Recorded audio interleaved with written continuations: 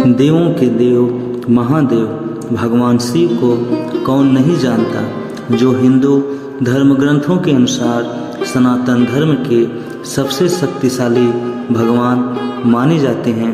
हिंदू धर्म ग्रंथों महापुराणों में वर्णित है कि देवों के देव महादेव यानी कि भगवान शिव इस सृष्टि के सबसे पहले देवता हैं। भगवान शिव आदि अनादि माने जाते हैं, यानी कि भगवान शिव जिनका न कोई आरंभ है और ना ही कोई अंत। कोई नहीं जानता कि भगवान शिव का जन्म कब हुआ और कैसे हुआ था, और ना ही कोई जानता है कि भगवान शिव कहाँ रहते हैं। बस उनके भक्तों के मन में उनके प्रति आस्था है कि भगवान शिव का निवास स्थान कैलाश पर्वत पर होता था। भगवान शिव को समय और काल चक्कर के बंधनों से परे माना जाता है, जिन पर वासना भावना अपमान मान मोह माया आदि का कोई प्रभाव नहीं पड़ता है।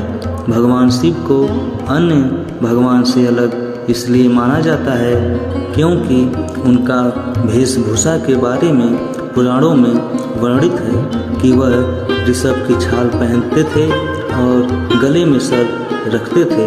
उनकी जटाओं में से गंगा नदी बहती हैं और उनके माथे पर हमेशा चंद्रमा विराजमान रहते हैं।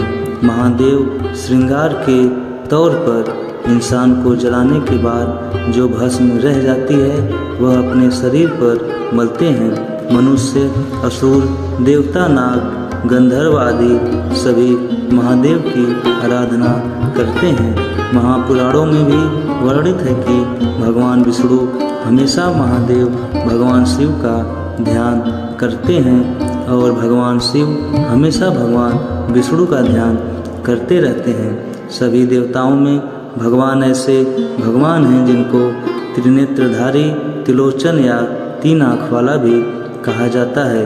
तो आइए आज हम भगवान शिव के तीसरे पुराणों के बारे में और महाग्रंथों से चर्चा भगवान शिव करते हैं। माथे पर एक तीसरी आँख के होने का उल्लेख किया गया है, इसी वजह से उनको त्रिलोचन या त्रिनेत्रधारी के नाम से भी जाना जाता है। भगवान शिव अपनी तीसरी आँख से भूतकाल वर्तमान काल तथा भविष्य में जो भी होने वाला है वह देख सकते हैं, जबकि सामान्य आँखों से यह सब देख पाना असंभव है। भगवान शिव की तीसरी आँख खुलने को प्रलय का रूप भी माना गया है। ऐसी मान्यता है कि भगवान शिव की तीसरी आँख से निकलने वाली क्रोध अग्नि इस धरती के साथ साथ संपूर्ण ब्रह्मांड को जलाने का सामर्थ्य रखती है।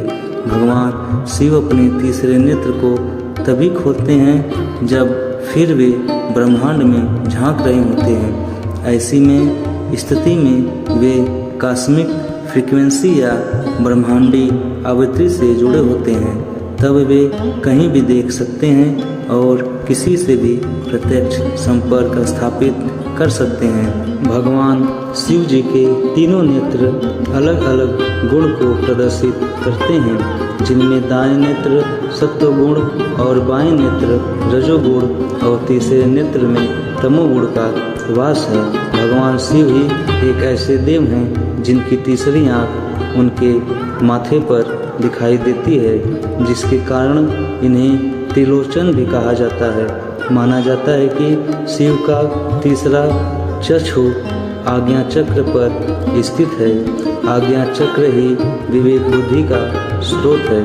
भगवान शिव की एक आँख में चंद्रमा और दूसरे में सूर्य का वास है और तीसरी आँख को उनका विवेक माना जाता है। भगवान शिव के मस्तक पर उनका तीसरा नेत्र उनकी अन्य सभी देवी देवताओं से अलग पहचान बनाता है। तीसरी आँख पीनियल ग्लैंड का वैज्ञानिक रहस्य। मस्तिष्क के दोनों भागों के बीच माथे पर एक पीनियल ग्रंथि होती है। यह पीनियल ग्रंथि मनुष्य में ध्यान केंद्रित करने में सहायक होती है। भगवान शिव की तीसरी आँख इसी को दर्शाती है। यह पीनियल ग्रंथि मेलाटोनिन नामक एक हार्मोन्स को उत्पन्न करती है जो सोने और जागने के घटना चक्र का संचालन करता है। तीसरी आंख का अहम कार्य मनुष्य को योग निद्रा में ले जाना भी होता है। जर्मनी के वैज्ञानिकों का ऐसा मानना है कि इस तीसरे नेत्र के द्वारा दिशा ज्ञान भी होता है। इसमें पाए जाने वाला हार्मोन्स मेलाटोनिन मनुष्य की मानसिक उदासी से संबंधित है। अनेकानेक मनोविकारों एवं मानसिक गुणों का संबंध यहाँ स्त्रवित हार्मोन्स स्त्रावों से है। यह पीनियल ग्रंथि रोशनी के प्रति संवेदनात्मक होती है, इसलिए काफ़ी हद तक इसे तीसरी आंख भी कहा जाता है। यह इंसान के अवचेतन मन की शक्ति को भी प्रदर्शित करती है। जब एक इंसान अपनी आँखें बंद कर लेता है या अंधा होता है, लेकिन वह रोशनी का चमकना जरूर दिखाई देगा, जो इसी पीनियल ग्लैंड के कारण है। यदि आप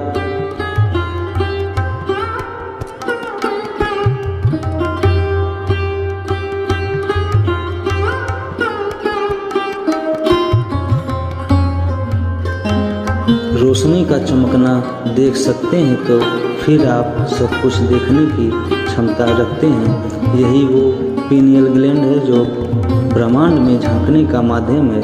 इसके जागृत हो जाने पर ही कहते हैं कि व्यक्ति के ज्ञान चक्षु खुल जाते हैं, इसे निर्वाण प्राप्त हो गया। वह अब प्रकृति के बंधन से मुक्ति होकर सब कुछ करने के लिए स्वतंत्र है। इसके जागृत होने को ही कहते हैं कि अब व्यक्ति के पास दिव्य नेत्र का होना है, जिसके द्वारा माना जाता है कि इस दिव्य नेत्र तीसरी आंख के द्वारा इंसान अपने निकट भविष्य में होने वाली घटना को भी महसूस कर सकता है या अपने सामने वाले इंसान के मन को पढ़ सकता है।